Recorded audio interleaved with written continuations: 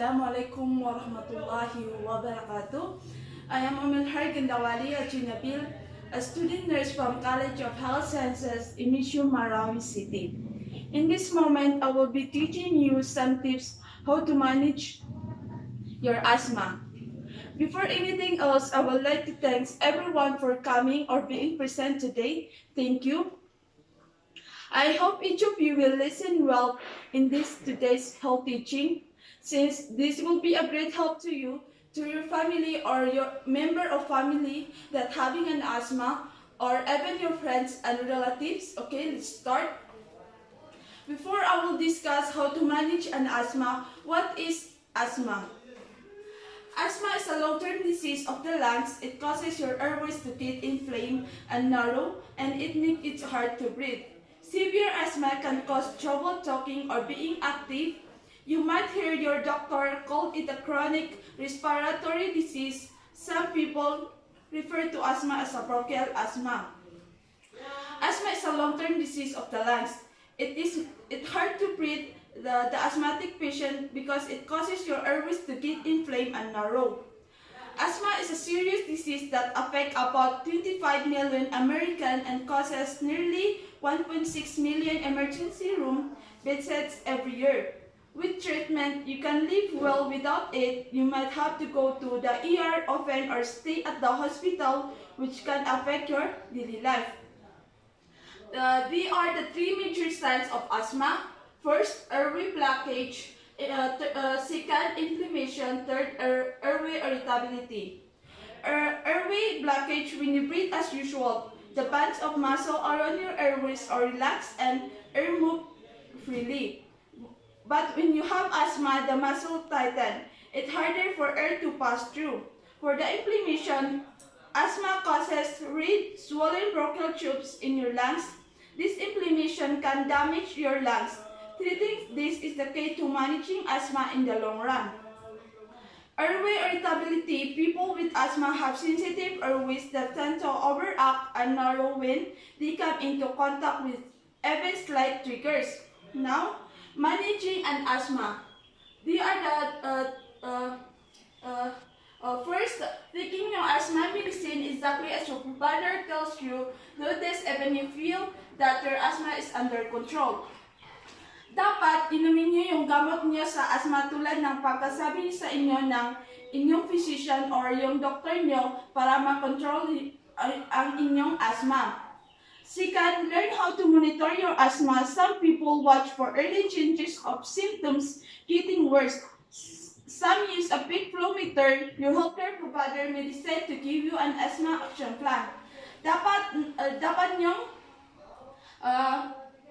Dapat napaganadan niyo paano ma-monitor so asthma iyo.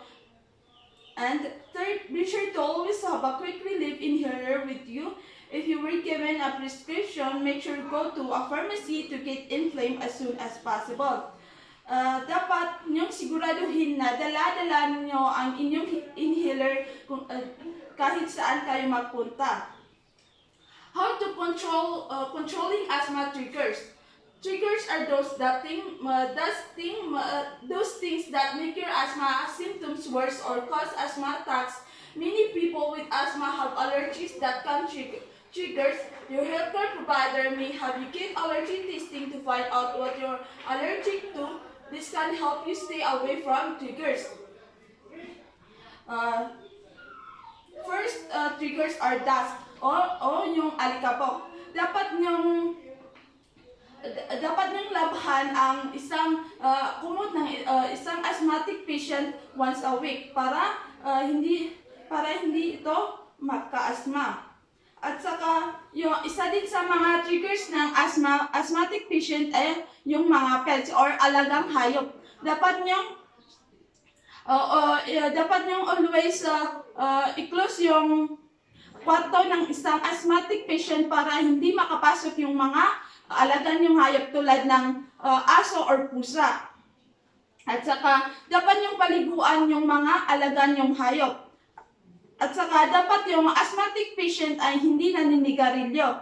At saka, if you smoke, do your best to quit and enroll in stop smoking program to increase your chance of success. Dapat kayo mag-enroll sa programang stop smoking para malaki yung tsansa na tumigil kayo sa paninigarilyo.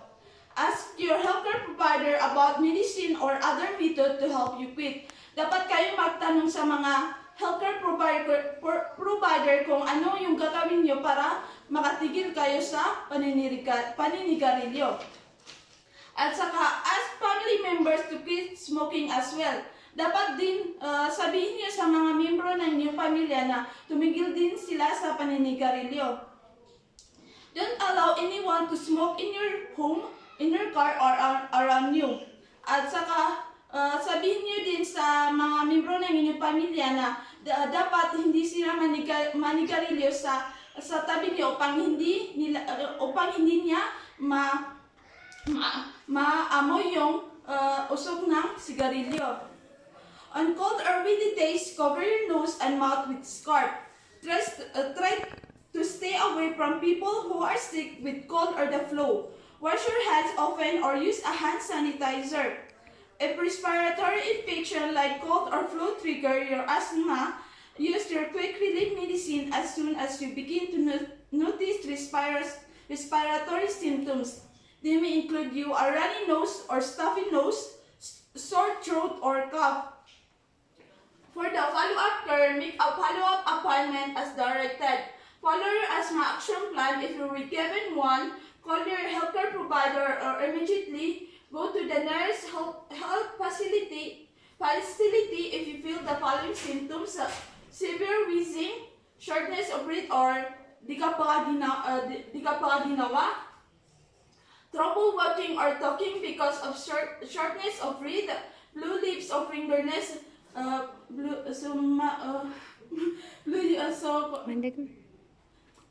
and if you monitor symptoms with a flumeter reading less than 50% of your personal best. Remember, many people live normal with asthma if it is properly managed. With a good treatment plan and guidance from your doctor, you can still do much of what you enjoy. For example, many professional athletes have asthma. That will be all. I hope everything is clear. If you have any clarification and concern, please do not hesitate to ask me or your healthcare provider. Thank you and have a nice day ahead of you, and wassalam. That's all.